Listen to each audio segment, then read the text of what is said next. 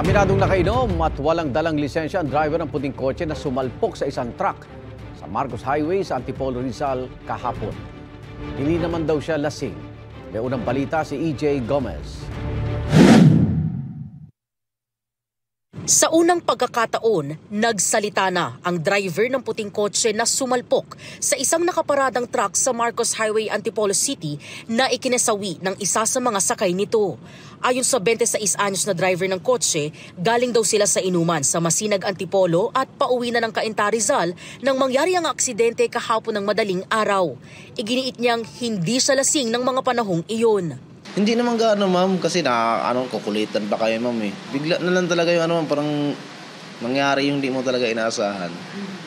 Sir, mga ilang bote ang nainom? Mga 3, ma'am, 4. Nabulaga na lang daw sila nang bumanggana ang minamaneho niyang kotse sa nakaparadang truck sa tabi ng isang gasolinahan. Sa gilid niya ako dumaan, di ko napansin, ma'am, medyo malabo din kasi yung ilaw ng sasakyan. Yun, pagtingin ko na bulaga talaga kami. Nakita pa sa CCTV ang pagdaan ng kotse ilang saglit bago ito sumalpok sa truck. Sa lakas ng impact, umikot-ikot ang sasakyan sa kalsada ayon sa pulisya. Dead on the spot ang 21 anyos at pinakabatang pasahero ng kotse na nasa gitnang pwesto sa backseat. Sugatan naman ang 4 na iba pa kabilang ang driver. Kwento naman ng truck driver, naka-hazard sila habang nakaparada at hinihintay lang ang isa sa pahinante nito na bumili ng kape. Maya-maya, sabi ko, sarado mo yung pinto ng truck, tayo laalsa tayo.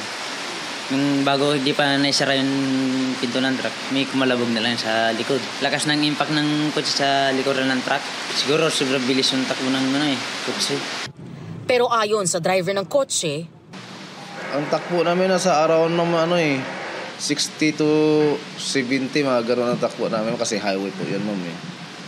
Sa follow-up investigation ng Antipolo Police, napag-alamang isang pintor ang driver at mga car wash boy ang sakay ng kotse.